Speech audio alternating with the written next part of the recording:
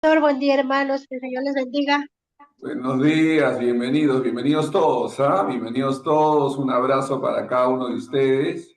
Amén. Vamos a seguir hablando acerca de la conducta del creyente, tema que puede ser muy mal interpretado, muy mal entendido, muy mal aplicado. Creyente a veces se enfoca en el aspecto externo y busca cambiar por su propia metodología, por su propia forma. Todos anhelamos ser mejores, todos queremos ser distintos, todos queremos alcanzar un nivel de crecimiento mayor. Sin embargo,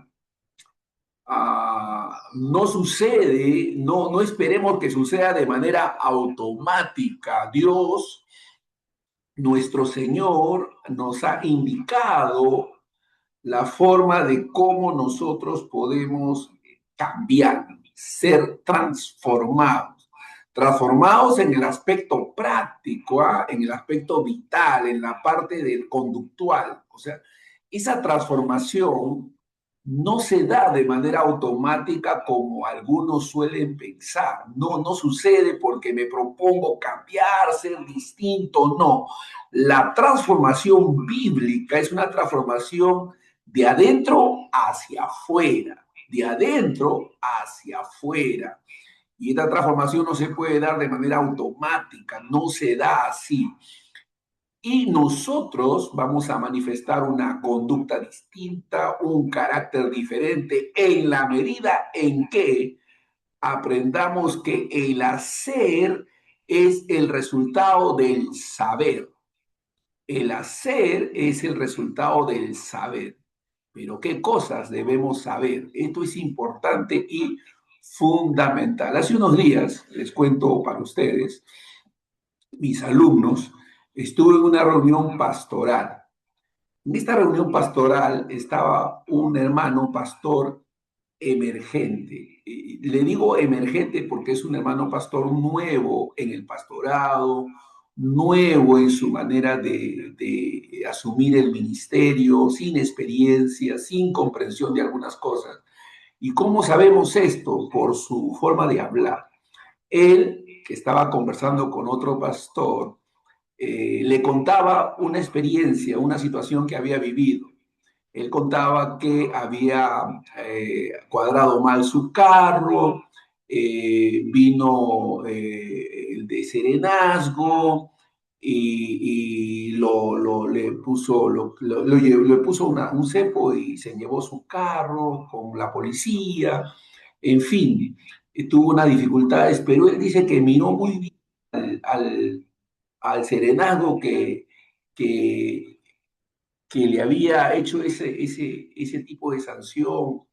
Entonces dice que se había fijado bien y él dice que siempre lo estaba marcando, siempre lo estaba marcando. Y un día dice que, porque eran del distrito, lo ubicó, lo miró y este serenazgo tuvo ganas de misionar, según lo que cuenta este pastor, y él lo filmó misionando en la calle y fue con esa evidencia a la municipalidad para que también sea sancionado. Y él contaba esta experiencia y él se reía contando este testimonio, esta experiencia particular en él, ¿no? Pero evidenciaba en su narrativa, evidenciaba un nivel espiritual muy pequeño. El cristiano no se venga, el Hijo de Dios no toma represalias, el Hijo de Dios bendice a los que lo maldicen, ora por los que lo persiguen. Es lo que la Biblia enseña, que debemos devolver el mal con un bien. Pero él contaba este testimonio, esta experiencia, y lo hacía con una libertad, con una tranquilidad, sin ningún remordimiento, sin ninguna sensación de estar diciendo o contando algo inadecuado. No. ¿Por qué? Porque su conciencia, su nivel de entendimiento es bastante bajo. Nosotros los cristianos no procedemos de esa manera. Nosotros Pero este procedimiento en nosotros los cristianos cambia en la medida en que entendemos verdades, en que comprendemos quiénes somos, qué es lo que tenemos. Entonces, mientras esto no suceda, la transformación no se va a dar. Vamos a ser creyentes, pero vamos a actuar según los códigos del mundo. Y esto es consecuencia de falta de luz, falta de entendimiento. Una verdad que tenemos que declarar en principio, una verdad que tenemos que declarar y que debemos poder tener presente.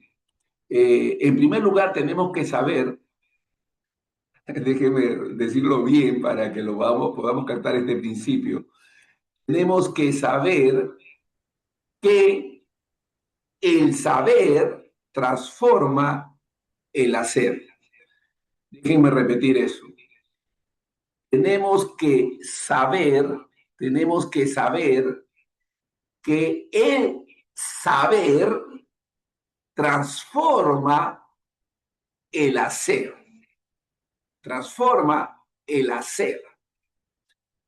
La vida cristiana, en su esencia más profunda, hermanos, no es un sistema religioso basado primordialmente en el cumplimiento de acciones externas, ¿no? No es un sistema religioso basado primordialmente en el cumplimiento de acciones externas. No. Es una realidad espiritual fundada en el conocimiento transformador de la verdad divina. Déjenme repetir eso. La vida cristiana es una realidad fundada en el conocimiento transformador de la verdad divina. Por ello, cuando afirmamos que la vida cristiana no consiste en saber qué debo hacer, sino en saber qué debo saber, estamos resaltando un principio bíblico fundamental. El comportamiento cristiano auténtico nace de una mente renovada por la revelación de Dios. Voy a repetir eso. De hora, ¿no? Dice, Señor, transfórmame, yo quiero cambiar, quiero ser diferente, no quiero ser renegón, no quiero ser criticón, no quiero ser chismoso, no quiero caminar de esta manera. Usted no se siente bien de cómo es, de cómo actúa, de cómo camina. Muy bien. Y usted ora, pero el comportamiento cristiano auténtico, hermanos, el comportamiento cristiano auténtico nace de una mente renovada por la revelación de Dios. En la medida en que nuestra mente se renueve, tengamos un mejor entendimiento de las verdades de Dios, en esa medida seremos transformados. El apóstol Pablo, escribiendo a los creyentes en Roma, establece esta verdad con claridad luminosa.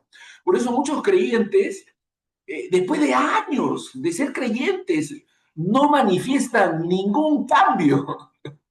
Siguen siendo tan iguales, siguen comportándose tan iguales, siguen reaccionando tan iguales como lo hacían en el pasado. Y eso no puede ser en un creyente que entiende las verdades de Dios y se alinea a ellas. Importante, ¿eh? Tú quieres cambiar, tú anhelas cambiar, el Espíritu de Dios te mueve y despierta ese anhelo en ti. Pero ese cambio, esa transformación, estamos hablando de la transformación práctica, no el cambio que se opera cuando uno nace de nuevo y es una nueva criatura, no, esa ya está segura, esta ya sucedió una vez y para siempre. Cuando hablamos de la transformación a la que Pablo se refiere en Romanos 12:2, es una transformación conductual, es una transformación en carácter, es una transformación en nuestra forma, no en el fondo, sino en nuestra forma. Pero esa forma es una manifestación de un trabajo que Dios hace en el fondo nuestro. Miren lo que dice Romanos 12:2. no os conforméis a este siglo, no os conforméis a este siglo se refiere, no sigan los rudimentos de este mundo, no reaccionan como este mundo, no actúan como este mundo, no hablen como este mundo, no tengan la narrativa de este mundo, porque, y justo en las elecciones, qué curioso, en las elecciones uno nota, ¿no? La gente, hablamos como habla el mundo, hacemos la misma narrativa, la misma expresión, ¿no? Decimos, usamos términos como corrupto, esos impíos, esos corruptos, esos, etcétera, etcétera. O sea, usamos términos del mundo y no nos damos cuenta que nosotros tenemos que asumir otro lenguaje, otra forma de expresión, otra concepción, otra forma de mirar la política a la luz de las escrituras, otra forma de mirar a los políticos a la luz de las escrituras, ¿no? Nosotros tenemos que entender que nuestra visión es distinta, pero, por supuesto, para tener la luz de las escrituras hay que orar, hay que meditar, hay que reflexionar, hay que ser bien enseñados. Dice, no os conforméis a este siglo, sino transformaos. Es una transformación, una metamorfosis, es un cambio en nosotros. Por medio, y ahí está el elemento clave para esa transformación, por medio de la renovación de vuestro entendimiento, para que comprobéis cuál sea la buena voluntad de Dios, agradable y perfecta. O sea, lo vamos a parafrasear. Si no queremos comportarnos como el mundo se comporta, ni adoptar actitudes que el mundo toma, ni hablar, ni conducirnos como el mundo lo hace, y esperamos una transformación en nosotros, debemos renovar nuestra manera de pensar. Cuando renovamos nuestra manera de pensar, podemos comprobar cuál es la buena voluntad de Dios, agradable, perfecta. Entonces, nuestra actitud, nuestra visión de las cosas es diferente. No estamos en el sentido, ay, ¿por qué vamos a votar? ¿Y ahora qué hacemos? Ay, ¿qué va a pasar? ¿Qué va a pasar? No, el cristiano que tiene una mente renovada no actúa ni piensa así. No está pensando en términos naturales, humanos. No está angustiado, desesperado. Ora, confía en Dios, pone a Dios en sus oraciones la necesidad de ser guiado, por quién votar, buscando discernimiento espiritual en Dios a través de las escrituras y entonces toma una decisión. Pero no está afanado ni angustiado. Este texto del apóstol Pablo no inicia como un llamado directo al activismo religioso. No está enfocado en la actividad religiosa, sino que es una exhortación a la transformación interior, a la transformación interior. La clave del crecimiento espiritual no es la presión moralista, ¿no? Por hacer más cosas, sino la iluminación progresiva del entendimiento mediante la verdad del Evangelio. Otra vez, repito, la clave del crecimiento espiritual no es la presión moralista, no es, no debo hacer esto, no debo hacer aquello, no, sino, ¿qué es lo que te capacita para no hacer eso? Conocer el poder, la gracia, la potencia divina que ahora te da la habilidad de vivir una vida diferente, distinta a la guía de las emociones y los pensamientos naturales. ¿Ah? Entonces, es la iluminación progresiva. Ojo con esto. Iluminación progresiva. Esto significa que no es que en una enseñanza tú ya recibes toda la madurez y todo. No, no. Tú recibes enseñanzas un poquito de enseñanza, otro poquito y otro poquito y otro poquito. Y de manera progresiva, ¿no? Nuestro entendimiento está siendo renovado mediante la verdad del Evangelio. Entonces, esto significa, ojo con esto significa que el saber bíblico precede al hacer cristiano. Ojo con este concepto. Es fundamental para que nuestras vidas sean diferentes, distintas al común de la gente, distinto al común de cómo la gente se ríe, actúa, toma con liviandad las cosas espirituales, con un relajo casi mundanal. No, pues, así no es la vida cristiana. La vida cristiana no es una vida de hipocresía, es una realidad viva en nosotros que nos da gozo, nos potencia para vivir una vida distinta. En medio de las escaseces, ¿ah? En medio de las necesidades, en medio de las enfermedades, en medio de las tribulaciones más dificultosas, podemos experimentar paz, podemos hablar con gracia, con misericordia y sin orgullo, sin vanidad, ¿no? Porque hay algunos que por orgullo no comparten sus necesidades a otros, pidiendo apoyo, ayuda, porque hay orgullo, pues, ¿no? Hay vanidad y tenemos que poder rechazar esto, ¿no? Con toda humildad. Dios es el pedagogo por excelencia, el educador por excelencia. Dios es el pedagogo por excelencia, el educador por excelencia. En la pedagogía divina, en la pedagogía divina, Dios primero revela, luego transforma y finalmente produce fruto. Ojo lo que acabo de decir. ¿Eh? En la pedagogía divina, Dios primero revela, luego transforma y finalmente produce fruto. El orden del espíritu nunca es haz para ser, sino más bien sé en Cristo y entonces vivirás conforme a esa nueva identidad. Sé en Cristo y entonces vivirás conforme a esa nueva identidad. El creyente necesita saber quién es en Cristo. Ojo, el creyente necesita saber quién es en Cristo. ¿Qué ha ocurrido en la cruz? ¿Cuál es su posición espiritual? ¿Qué significa la gracia? ¿Y cuál es la naturaleza de la nueva vida recibida? Déjenme repetir esto. ¿Eh? El creyente necesita saber, saber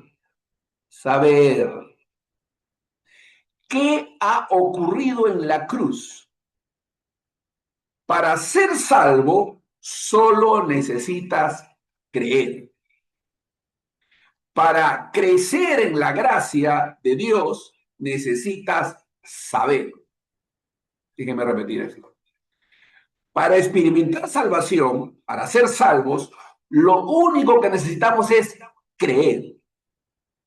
Pero para crecer en la gracia, para crecer en el conocimiento de nuestro Señor Jesucristo, para estar en el proceso de ser conformados a su imagen, necesitamos saber.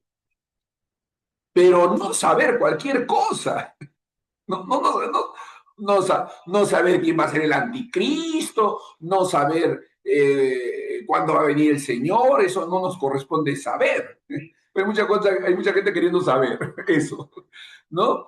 No hay cosas que no necesitamos saber, no son relevantes, no son trascendentes, no son importantes.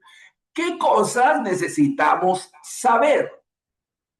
Necesitamos saber quién es Cristo. Tú dices, no, pero yo ya soy salvo, yo sé quién es Él. No.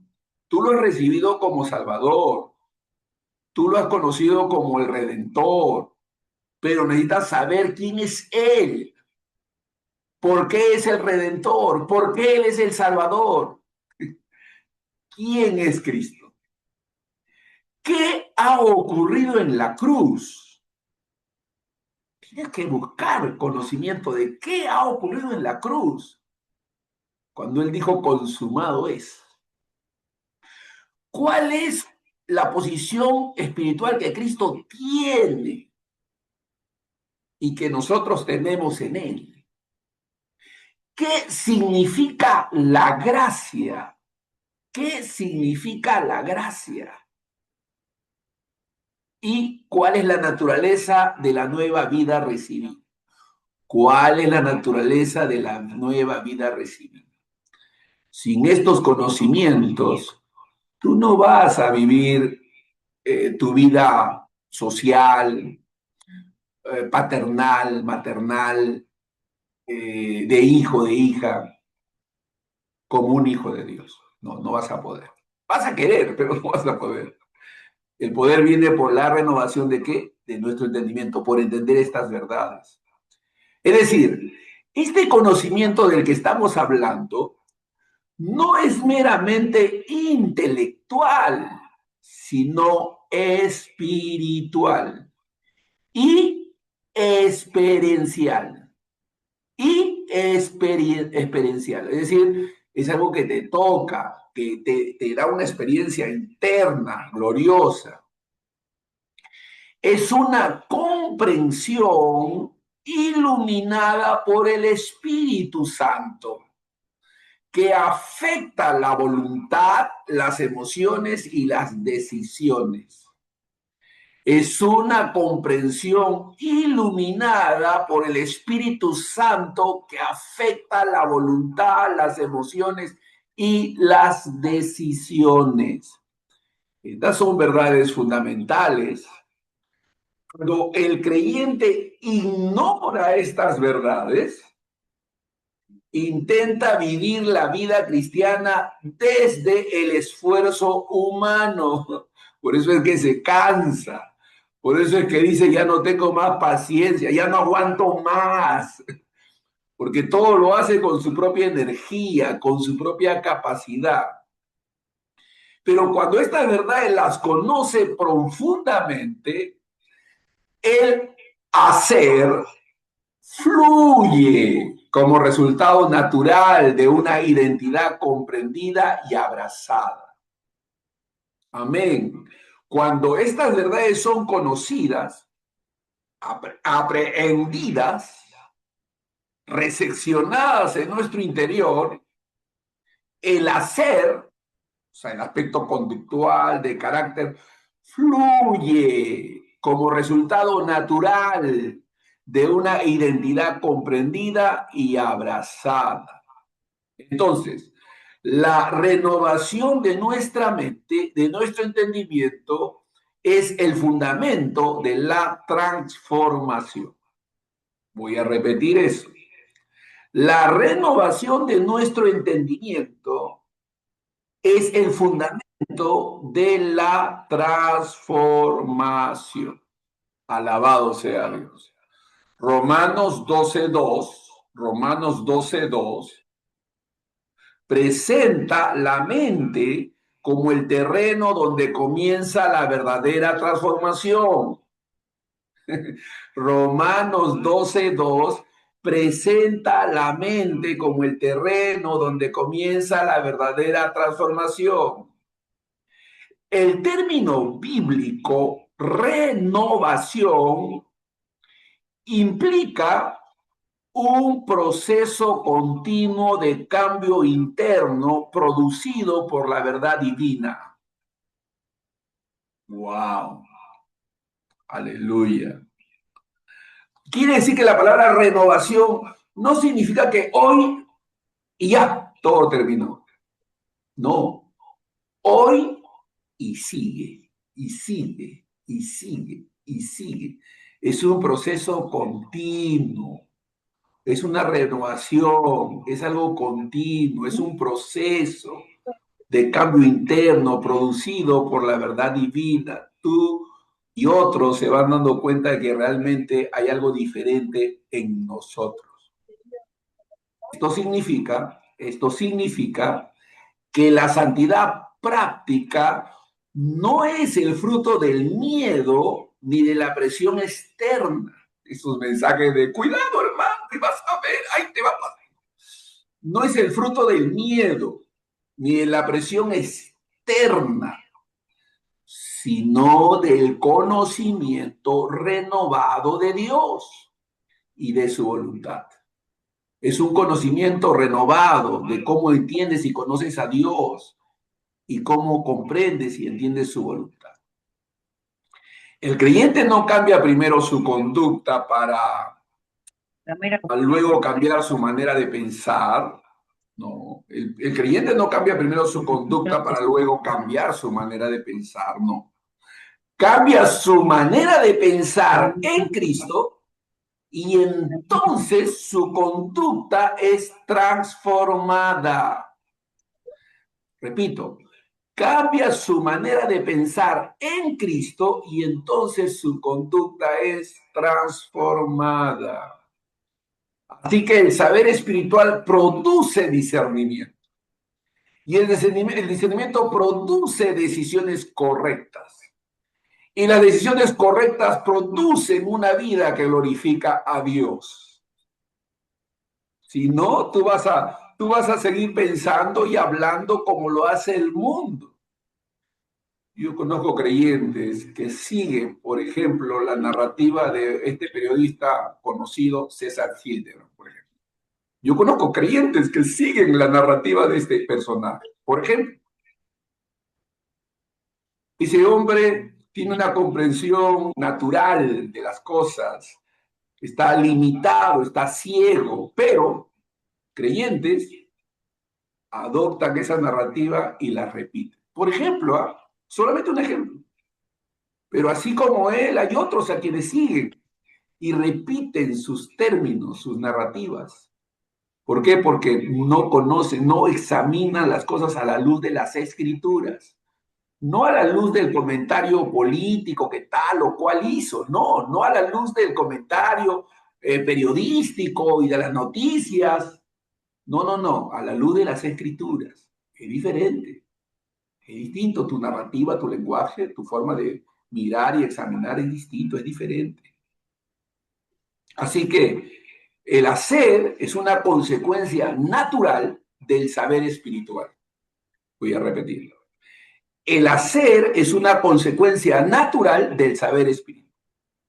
Cuando la verdad del Evangelio se arraiga en el corazón, el hacer cristiano deja de ser una carga pesada y se convierte en una expresión espontánea de vida. Es lamentable ver cómo, cómo, cómo muchos cristianos no se dan cuenta, pero son influenciados porque escuchan al mundo. Miren, los servicios en las iglesias deberían terminar con comentarios de la prédica que se dio. Pero no comentarios de crítica, sino de examinar a la luz de la prédica nuestra forma de vivir, nuestra relación con Dios, nuestra relación con el prójimo.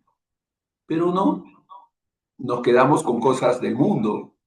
Termina el servicio y comenzamos a preguntarnos acerca de, oye, ¿por qué vas a votar? Oye, ¿y cómo es esto? Oye, mira lo que está pasando. Oye, escuchaste las noticias. Cuando Dios nos está hablando, Dios nos ha hablado. Claro, tenemos que orar para que Dios use al predicador y éste hable palabra de Dios y ministre en nuestros corazones. Y entonces examinar lo que hemos oído y orar a Dios para que seamos conformados a esa palabra.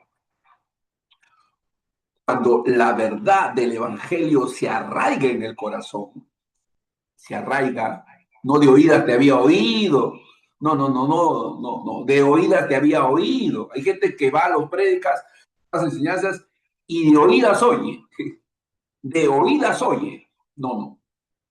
Job dijo, lo lamentó, de oídas te había oído, más ahora mis ojos te ven. Ahora tengo una mejor comprensión de las verdades, Señor. Perdóname, ahora ahora entiendo. Y de eso se trata, hermano, de entender los propósitos de Dios. Cuando la verdad del Evangelio se arraiga en el corazón, el hacer cristiano deja de ser una carga pesada y se convierte en una expresión espontánea de vida. Aleluya. La obediencia ya no es un intento desesperado por ganar el favor divino, sino una respuesta agradecida al favor que hemos recibido de Dios en Cristo. una respuesta agradecida. Por ejemplo, el creyente que sabe que ha sido perdonado profundamente, perdona con libertad. ¿Qué les parece? El creyente que entiende, que sabe que ha sido perdonado profundamente, perdona con libertad. ¿De dónde viene la falta de perdón en el creyente? De su falta de comprensión, de no saber lo que significa haber sido perdonado por Dios. No lo saben, no lo entienden. Sí, Dios me ha perdonado, entonces ¿por qué no perdonas? No es que no, si no perdonas es porque no has entendido el perdón de Dios. El que sabe que ha sido amado incondicionalmente, ama sin temor. El que sabe que ha sido amado incondicionalmente, ama sin temor. El que sabe que ha sido aceptado por gracia, sirve sin necesidad de aprobación humana.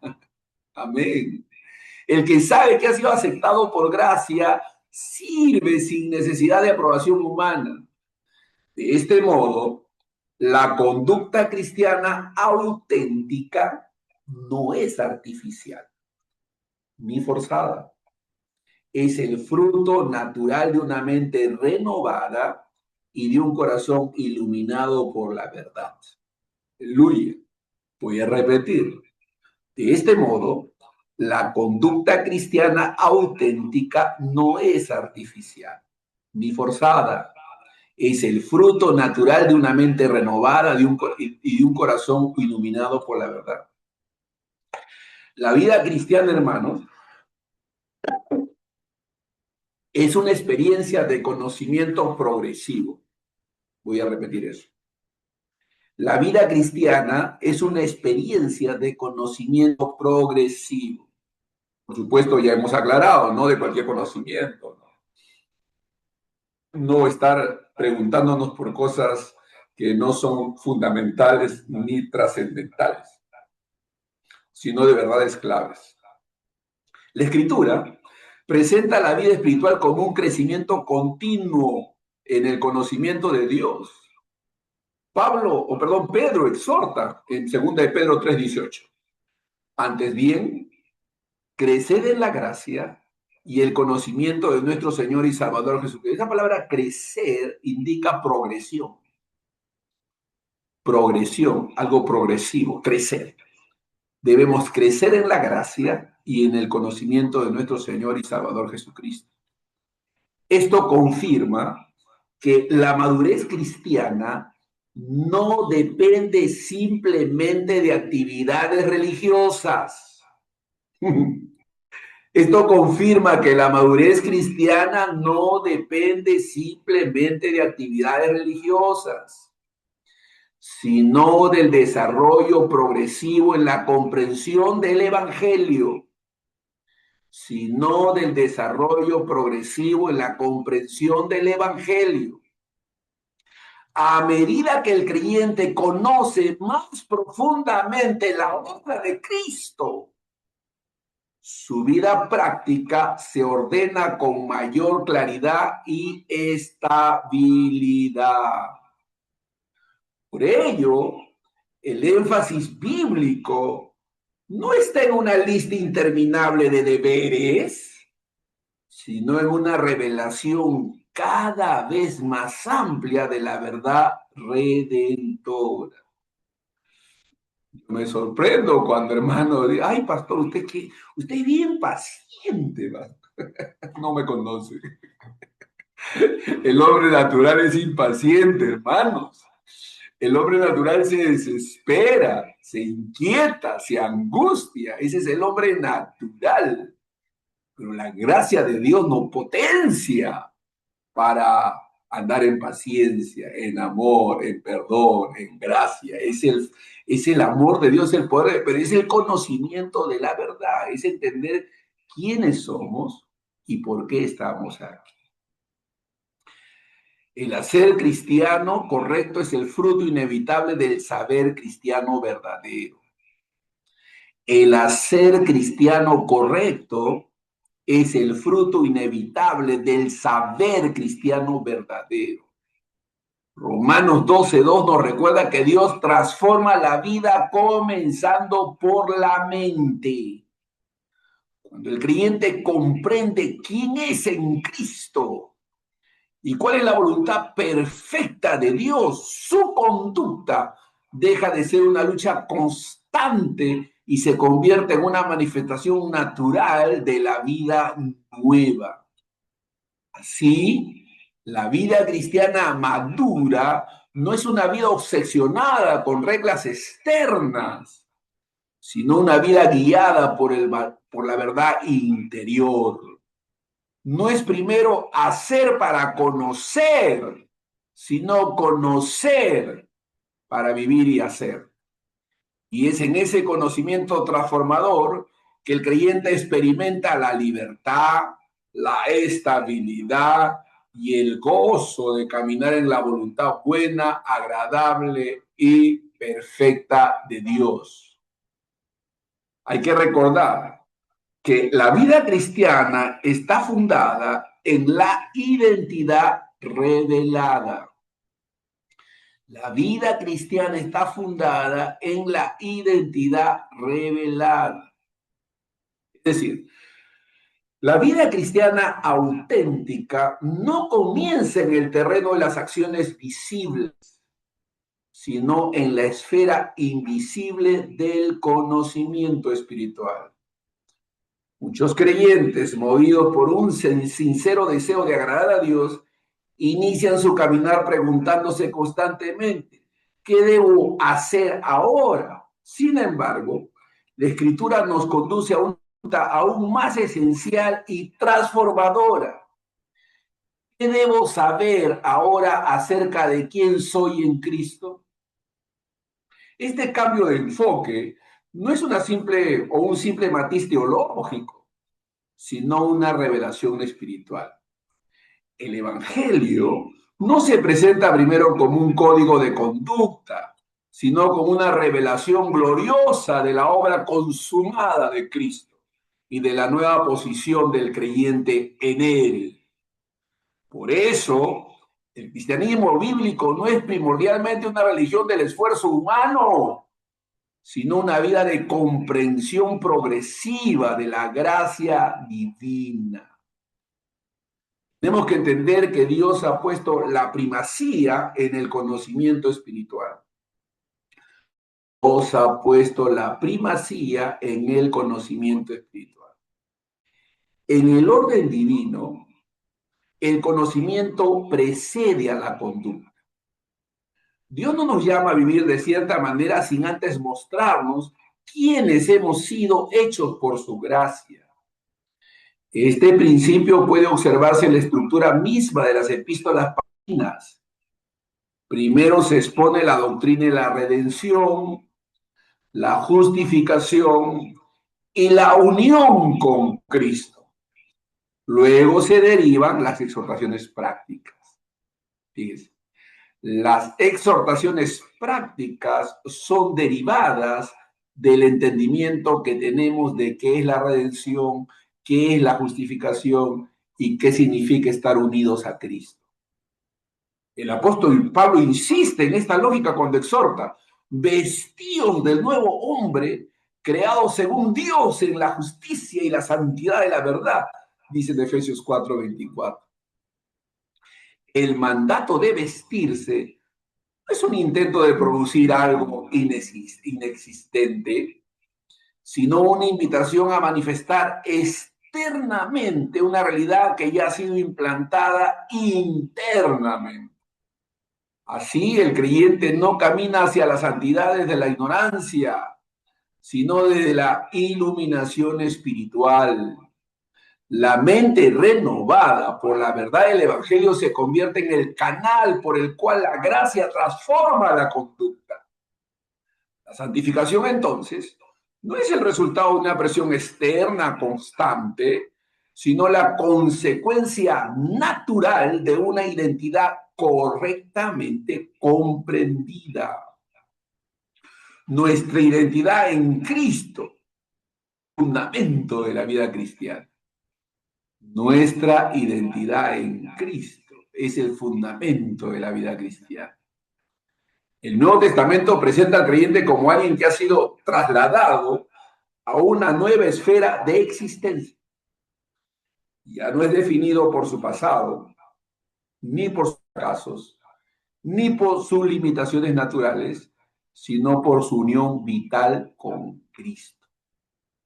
Ser cristiano no significa simplemente adoptar valores elevados o imitar un modelo moral admirable. Significa participar de la vida misma del Hijo de Dios. Esta unión espiritual redefine la manera en que el creyente se percibe a sí mismo y, en consecuencia, transforma su manera de vivir. Cuando el creyente comprende que ha sido reconciliado, aceptado, justificado y hecho heredero de las promesas divinas, su obediencia deja de ser un intento ansioso por ganar el favor de Dios, se convierte más bien en una expresión agradecida de una gracia ya recibida. La ética cristiana no nace del temor servil, sino de la conciencia filial. El creyente actúa conforme a su nueva naturaleza porque ha sido regenerado, no porque está tratando de merecer su adopción. La gracia es lo que dinamiza nuestro interior. La gracia es la que dinamiza nuestro interior. La gracia no solo declara al pecador justo delante de Dios, también introduce en él un principio activo de vida espiritual. Este dinamismo interior es el que produce nuevos afectos, nuevas inclinaciones y nuevas prioridades. El creyente regenerado comienza a experimentar una transformación profunda en su interior. Lo que antes parecía atractivo pierde su brillo. Lo que antes resultaba indiferente se vuelve precioso. La palabra de Dios deja de ser un deber frío y se convierte en alimento del alma. La comunión con Dios ya no es una formalidad religiosa, sino una necesidad vital. Este cambio no es el resultado de un mero entrenamiento moral, sino la operación soberana del Espíritu. La gracia actúa como una fuerza formativa que educa el corazón y orienta la voluntad. Así, la obediencia cristiana se vuelve posible no por la capacidad natural del hombre, sino por la vida divina que habita en él, sino por la vida divina que habita en él. La nueva creación trae nuevos sentires. La nueva creación trae nuevos sentires. La regeneración introduce al creyente en una experiencia existencial completamente nueva. No se trata solo de una nueva perspectiva intelectual, sino de una transformación afectiva. Surgen nuevos deseos. Ahí está el anhelo por la santidad, una sensibilidad creciente hacia el pecado, un amor profundo por la verdad y una inclinación espontánea hacia la justicia. Estos nuevos sentires son de la obra creadora de Dios en el alma. La vida cristiana, por tanto, no consiste en suprimir constantemente los impulsos de una disciplina exhaustiva, sino en permitir que la vida nueva crece y madure progresivamente. En este sentido, el crecimiento espiritual puede compararse con el desarrollo de una semilla. La vida ya está presente desde el principio. Lo que sigue es su manifestación gradual. El creyente no se esfuerza por fabricar la espiritual, no, sino por nutrirla mediante el conocimiento de la verdad, la comprensión y la dependencia de la gracia. Nosotros somos liberados de todo legalismo, de todo activismo religioso. Nosotros somos liberados de todo legalismo y de todo activismo religioso. Cuando la vida cristiana se reduce a una sucesión interminable de cosas por hacer, el alma puede caer fácilmente en dos extremos: el legalismo o el desaliento, ¿cierto? El legalismo o el desaliento. El legalismo surge cuando la conducta se convierte en el medio para buscar aceptación. El desaliento aparece cuando el creyente descubre su incapacidad para cumplir perfectamente las exigencias que se impone a sí mismo. Pero cuando la vida espiritual se fundamenta en el saber revelado, en el conocimiento de la obra consumada de Cristo y de la identidad otorgada por la gracia, el creyente experimenta una libertad profunda.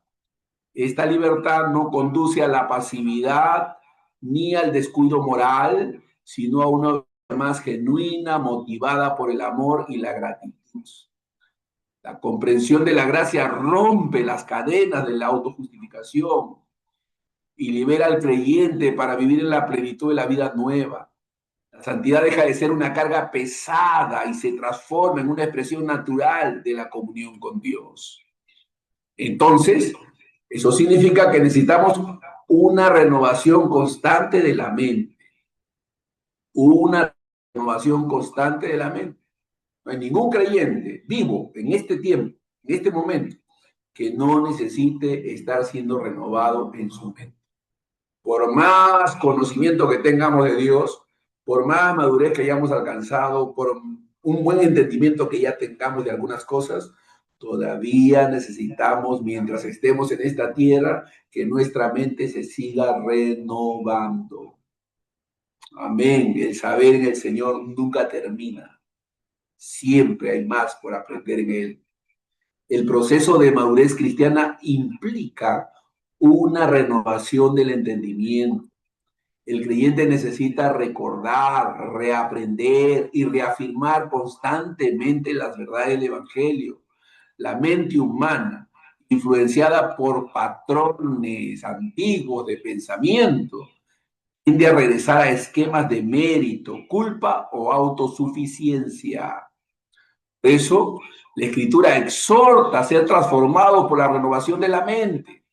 Este proceso no ocurre de manera automática, requiere una exposición constante a la palabra, una reflexión profunda y una disposición humilde para ser enseñados por el Espíritu. A medida que el conocimiento espiritual se profundiza, la conducta se alinea progresivamente con la voluntad de Dios. La vida cristiana madura es, en gran medida, el resultado de una mente saturada de la verdad divina. El cliente no camina hacia la identidad futura incierta, sino que vive desde la identidad presente otorgada por la gracia. Esta verdad redefine la perspectiva de espiritual. La pregunta fundamental deja de ser únicamente qué debo hacer para agradar a Dios y se convierte en cómo puedo manifestar en mi vida lo que Dios ya ha hecho en mí. Cuando esta comprensión se arraiga profundamente en el corazón, la vida cristiana adquiere una nueva armonía. El esfuerzo humano cede lugar a la dependencia confiada. La ansiedad moral es reemplazada por la seguridad filial y la obediencia se convierte en una expresión gozosa de la vida de Cristo actuando en el creyente. Así el caminar cristiano deja de ser una lucha constante por alcanzar algo distante y se transforma en la experiencia viva de expresar día tras día la realidad gloriosa de la nueva creación. Porque la verdadera santidad no comienza en las manos que actúan, sino en la mente que entiende y en el corazón que ha sido renovado por la gracia. En la semana, en la próxima clase, vamos a ver, a estudiar lo que significa el proceso continuo de ese saber que transforma. El proceso continuo de ese saber que transforma. Eso lo vamos a ver en la próxima clase. Que Dios nos ayude, hermanos, a comprender estas verdades.